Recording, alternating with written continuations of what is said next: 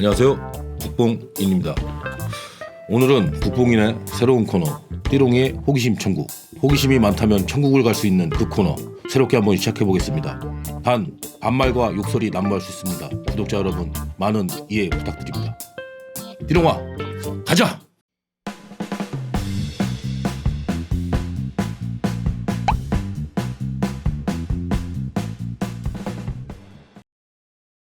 실광구가 정확하게 뭐예요? 실광구 또는 한일 공동개발구역 또는 JDG라고 부르지.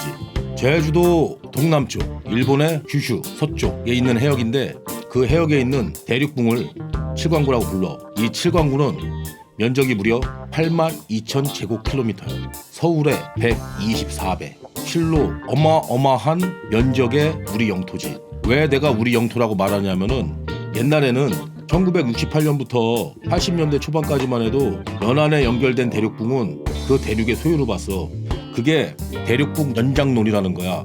그 논리로 따지면은 그곳은 곧 우리의 영토인 거지. 1968년도 UN 아시아 개발위원회에서 동주국해, 그러니까 타이완부터 오키나와까지 이 사이에 세계적으로 엄청나게 많은 원유라든지 가스 그리고 천연광물들이 매장됐을 거라고 예상을 하고 조사를 하게 됐어. 아니나 달러 터진 거지. 칠광구, 그러니까 한일 공동개발구역 사이에서 천연가스와 원유가 많이 매장돼 있다고 밝혀지게 된 거야. 실광구의 경제적 가치가 어마어마하겠네요. 칠광구의 경제적 가치는 물론 정확한 거는 땅을 파봐야지 알겠지만 지금 추정되는 양으로 봤을 때는 천연가스가 72억 톤, 그 다음에 원유가 1,000억 배럴 그 정도라고 해. 이 양은 저기 중동에 덥고 비 많이 나오는 나라 있지, 사우디아라비아, 거기보다 한 10배 정도 많다고 그러는 것 같아. 그 가치를 우리나라 돈으로 환산하면은 6천조 원?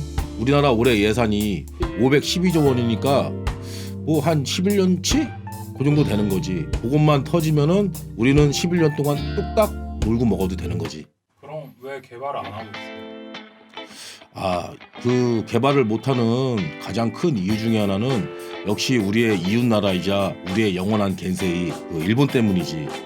참 이웃나라고 말하고도 기분이 참 더럽고 좋은데 1968년 아시아 개발위원회에서 그쪽에 석유나 천연가스가 매장되어 있다는 걸 발표하자 바로 70년도에 박정희 대통령님께서 가서 먼저 깃발을 꼽으셨지. 영유권을 주장한 거야. 그때까지만 해도 대륙붕 연장설이라고 해서 그 대륙에 연결되어 있는 대륙붕에서 나오는 모든 자원은 연장된 대륙에게 주어지게 돼 있었어.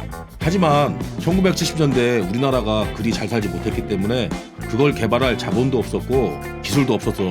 그리고 이 칠광구가 지리적으로 봤을 때는 일본 쪽에 더 붙어 있었거든. 그러니 우리의 영원한 겐세이 일본이 가만히 있겠냐고, 배가 아파서. 이놈들이 방해 공작에 들어가기 시작한 거야. 쉽게 말해서 우리나라한테 모든 원조를 끊겠다는 거야. 그때만 해도 우리나라는 일본에서도 원조를 받았었거든. 하지만 우리도 어마어마한 매장량이 있다는 걸 알고 있는데 포기할 수가 없잖아. 그래서 울며 겨자 먹기식으로 일본과 한일 공동개발구역이라고, 즉 JDZ라는 국제조약에 서명을 하게 된 거야. 같이 개발하자고, 같이 개발해서 같이 나눠 먹자고, 반반. 문제는 그러고 나서 개발을 했으면 돼. 그리고 실제로 1980년도에 같이 공동개발을 시작을 했지.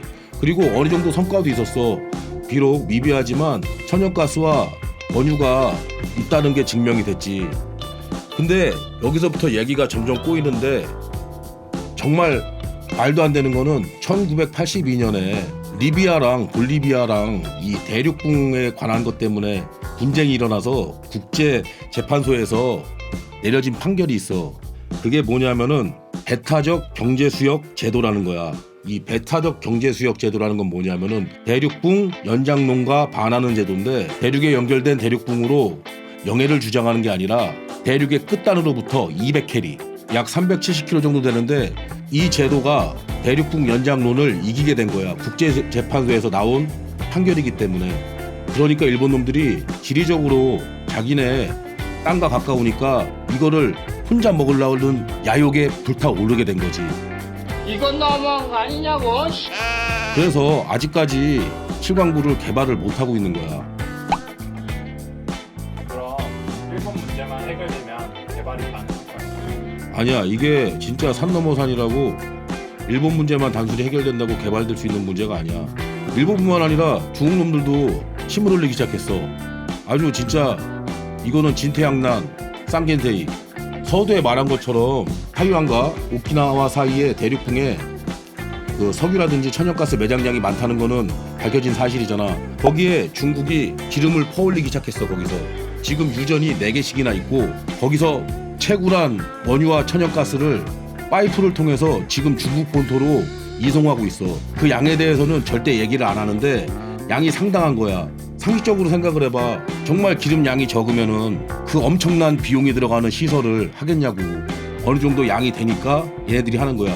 그러다 보니까 이 중국 놈들이 욕심을 살살 내는 거야. 이게 2028년이면은 이 조약이 깨져버리게 되거든. 끝나. 조약이 만료야. 그러니까 즉 8년만 있으면은 일본이 지금 저 7광구의 90% 정도 되는 면적을 먹을 수가 있어. 또 이 7광구는 중국하고도 맞닿아 있기 때문에 중국 애들도 영유권을 주장할 수가 있어.